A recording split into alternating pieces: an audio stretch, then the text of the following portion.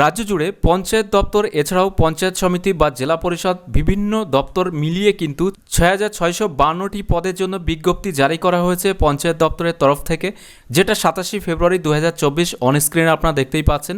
এখানে যে সমস্ত পোস্টের জন্য নিয়োগ হবে সেটা হলো গ্রাম পঞ্চায়েত, পঞ্চায়েত সমিতি, এছাড়াও জেলা পরিষদ এবং শিলিগুড়ি মহকুমা পরিষদ। এই 4টি পদের জন্য সর্বমোট ৬,৬৫২ জন কর্মী কিন্তু নিয়োগ করা হবে। তো আমরা এই ভিডিওর মাধ্যমে জেনে নেব কোন কোন জেলাতে কতগুলো কর্মী নিয়োগ করা হবে বা কোন কোন পদের জন্য। তো অফিসিয়াল যে নোটিফিকেশন, এই নোটিফিকেশন ডাউনলোড লিঙ্কটা আমাদের যে টেলিগ্রাম চ্যানেলটা আছে সেই টেলিগ্রাম চ্যানেলের লিঙ্কটা এই ভিডিও ডেসক্রিপশনে দেওয়া থাকবে। সেখানে ক্লিক করে আপনারা সরাসরি টেলিগ্রাম চ্যানেল থেকে কিন্তু এই যে অফিসিয়াল বিজ্ঞপ্তি এটা কিন্তু ডাউনলোড করে নিজেরাও ভালো করে দেখে নিতে পারবেন। তো এখানে অ্যানেক্সার এতে যেটা বলা হচ্ছে, এখানে বাম দিকে দেখতে পারবেন সমগ্র ডিস্ট্রিক্ট যেগুলো আছে সব কিছু দেওয়া আছে। যেমনটা আলিপুরদুয়ারের ক্ষেত্রে গ্রাম পঞ্চায়েত বিভাগে ৯৬ জন কর্মী নেওয়া হবে, যেখানে এক্সিকিউটিভ অ্যাসিস্ট্যান্ট, গ্রাম পঞ্চায়েত কর্মী, নির্মাণ সহায়ক, এছাড়াও সহায়ক বা সেক্রেটারি, এই কয়েকটা পদের জন্য কিন্তু সর্বমোট ৯৬ জন, অর্থাৎ গ্রাম পঞ্চায়েত বিভাগে।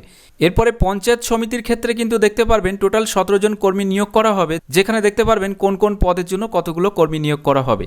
এভাবে কিন্তু প্রত্যেকটা জেলার ক্ষেত্রে গ্রাম পঞ্চায়েত বা পঞ্চায়েত সমিতি বা জেলা পরিষদের ক্ষেত্রে কোন বিভাগে কতগুলো কর্মী নিয়োগ করা হবে এবং কোন কোন ক্যাটাগরির জন্য তারা আবেদন করতে পারবেন সেটাও কিন্তু এখানে মেনশন করে দেওয়া হয়েছে।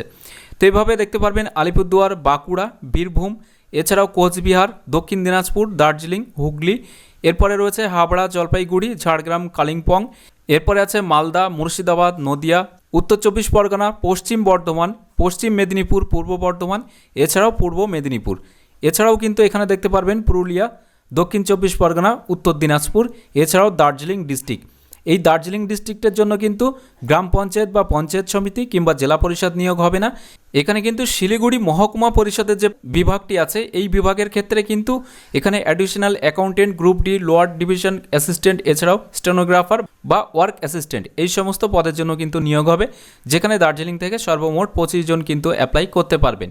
এরপরে দেখতে পারবেন অ্যানেক্সার বি এর মধ্যে কিন্তু কোন কোন জেলার ক্ষেত্রে জেলা পরিষদের নিয়োগ হবে সেটাও কিন্তু কতগুলো ভ্যাকান্সি আছে বা কোন কোন পোস্টের জন্য সেটাও এখানে ডান পাশে আপনারা দেখতে পারবেন। তো এখানে কিন্তু সমগ্র ডিটেলসটা দেওয়া হয়েছে জেলা ভিত্তিক কতগুলো কর্মী নিয়োগ হবে বা কোন বিভাগের জন্য এবং কোন কোন পদের জন্য। এছাড়া এই যে অফিসিয়াল নোটিফিকেশন এটা কিন্তু এখানেই এন্ড করা হয়েছে। আপাতত শুধুমাত্র বিজ্ঞপ্তি জারি হয়েছে যে এই পঞ্চায়েত দপ্তরের এই বিভিন্ন পদের জন্য সর্বমোট ৬,৬৫২ জন কর্মী কিন্তু নিয়োগ হবে। তবে কবে থেকে অ্যাপ্লিকেশন প্রক্রিয়া শুরু হচ্ছে, অ্যাপ্লিকেশন ফিস কত, বয়স কত লাগবে, শিক্ষাগত যোগ্যতা কী বা কবে অ্যাপ্লিকেশন শেষ হবে, এই সমস্ত বিষয় নিয়ে এখনও অফিসিয়াল কোনো নোটিফিকেশন বা বিজ্ঞপ্তি জারি হয়নি। যখনই এই বিষয়টা নিয়ে ফাইনাল বিজ্ঞপ্তি জারি হবে তখনই কিন্তু আপনাকে সেই বিজ্ঞপ্তির মাধ্যমে সমগ্র বিস্তারিত তথ্যগুলো জানিয়ে দেব, কারা আবেদন করতে পারবেন, কবে থেকে শুরু, কবে শেষ বা বাকি বিস্তারিত এই রিক্রুটমেন্টের বিষয়ে সমস্ত তথ্যগুলো। এই নোটিফিকেশনটার মাধ্যমে শুধুমাত্র জানানো হয়েছে কোন কোন পদের জন্য কতগুলো কর্মী বা কোন জেলায় কতগুলো ভ্যাকান্সি খালি রয়েছে। তো আজকের ভিডিওর আপডেটটি শর্ট এই আপডেটটুকু দেওয়া ছিল পঞ্চায়েত দপ্তরে কর্মী নিয়োগের বিষয় নিয়ে। যদি ভিডিওটি ভালো লাগে তাহলে অবশ্যই একটি লাইক করে দেবেন এবং বেশি বেশি করে শেয়ার করবেন সকলের সাথে, যাতে সবাই এই বিষয়টি জানতে পারে। এছাড়াও এখনকার এই ভিডিওটি প্রথম থেকে শেষ পর্যন্ত দেখার জন্য আপনাকে জানাই অসংখ্য অসংখ্য ধন্যবাদ।